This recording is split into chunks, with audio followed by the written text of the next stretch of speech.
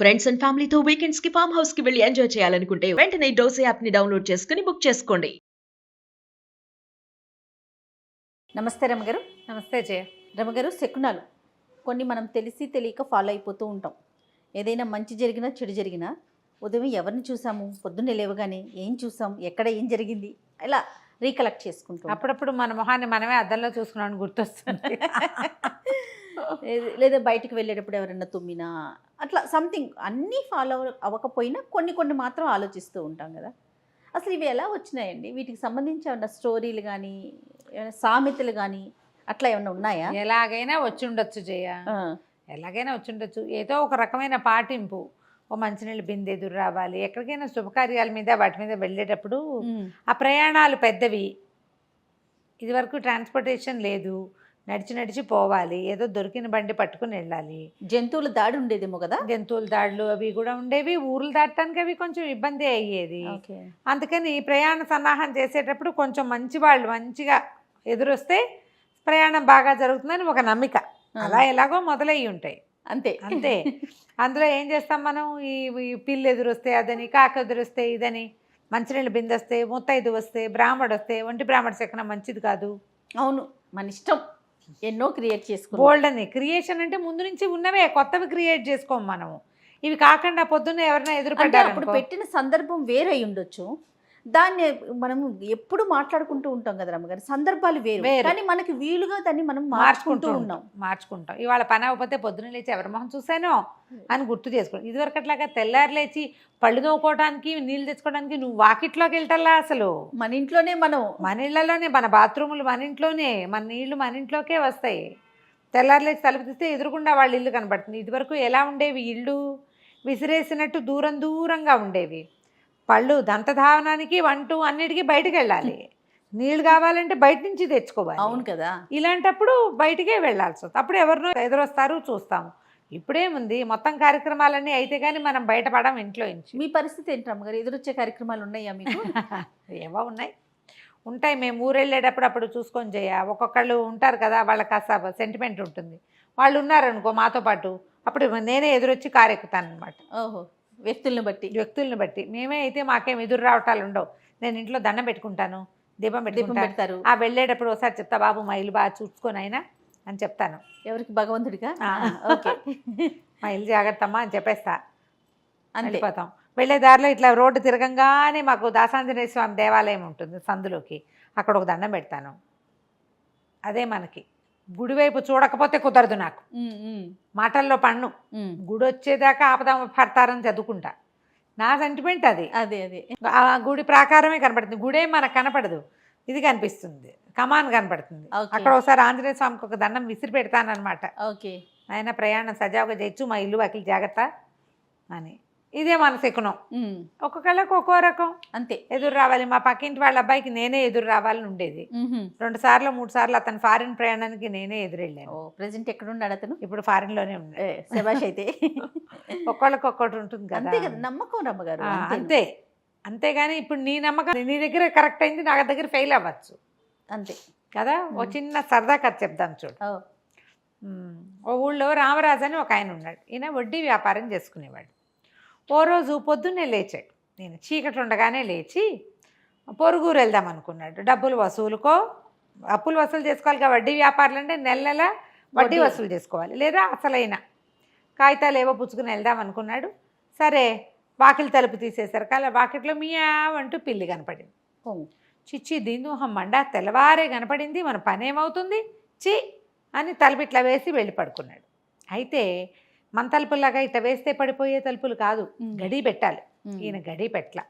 అప్పటికి ఎంత అయింది టైము? 4:15, 4:20 అయింది. చీకటితోటే వెళ్ళాలి కదా ప్రయాణాలంటే, లేకపోతే ఎండెక్కితే నడవలేరు.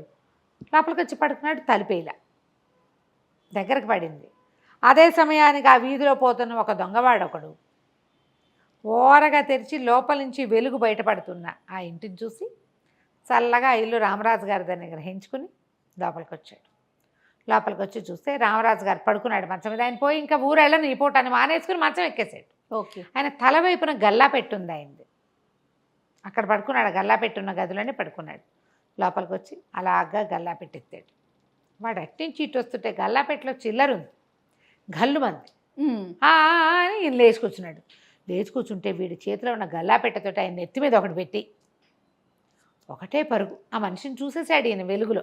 ఓహోహో. ఎందుకంటే దీపం పెద్దది చేసుకున్నాడు బయటికి వెళ్ళటం కోసం, వెలుగులో మనిషిని చూశాడు, కొట్టేశారు కదా. హౌరవరా పొద్దున్నే పిల్లిని చూసిన ఫలితం బయటికి వెళ్ళకపోయినా ఇంటూ చూపించింది, గల్లాపెట్టి కాస్త పోయిందే. లబో దిబో మొత్తుకున్నాడు. చుట్టుపక్కల ఎక్కడా దొరకలవాడు. ఈయన దెబ్బ తగిలింది. ఈయన లేచి మంచినీళ్ళు తాగి బయటకు వచ్చరికి జంపు, వాడు వెళ్ళిపోయాడు ఎప్పటికో. అక్కడి నుంచి ఏం చేశాడు, ఆ ఊరు న్యాయాధికారి తహసీల్దార్ ఆయనే ఈ తీర్పులన్నీ చేస్తాడు. అక్కడికి పోయాడు. అక్కడికి వెళ్తే ఆయన పేరు, ఈయన రామరాజు, ఆయన భీమరాజు. మళ్ళీ ఆ భీమరాజు ఎవరో కాదు, ఈయన చెల్లెలి మొగుడు. ఓహో. ఇది ఈ చిన్న చిన్న ఊళ్ళ తాలూకు హడావిళ్ళన్నీ పక్కనున్న పెద్ద ఊర్లో తీరుస్తారు. ఈయన వెళ్ళి అక్కడ చెప్పుకున్నాడు. ఆ చెప్పడానికి వెళ్ళిన చోట ఉన్న ఆయన ఎవరంటే భీమరాజు గారు, ఈయనకి స్వయాన బావ.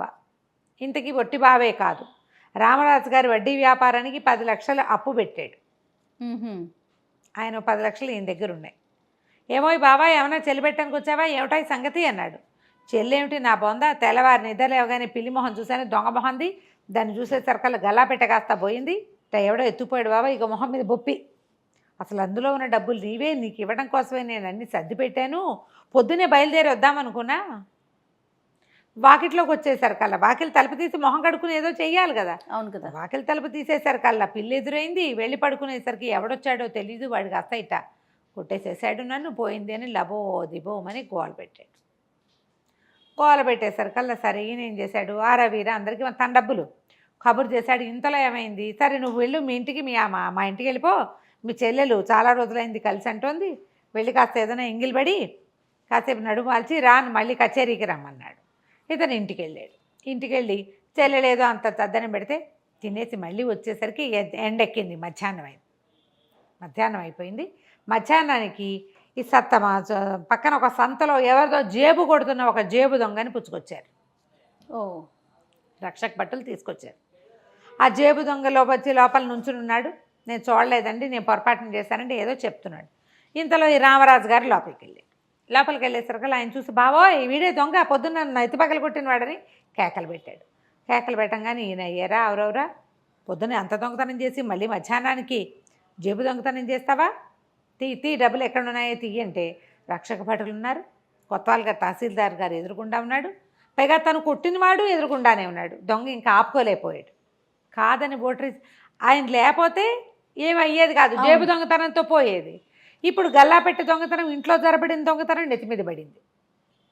ఒప్పుకున్నాడు. ఒప్పుకొని సరే గల్లాపెట్టి ఎక్కడ దాచాడు, ఎందుకంటే గల్లాపెట్టలో డబ్బులు వాడు చూడలా, పెట్టెత్తుకుపోయాడు అంతే. కొన్నాళ్ళు అవి దాచిపెడతారు. చాలామంది దొంగలు అదే పని చేస్తారు, వస్తువు కొట్టేసి వెంటనే వాడరు, వాటిని దాచేస్తారు.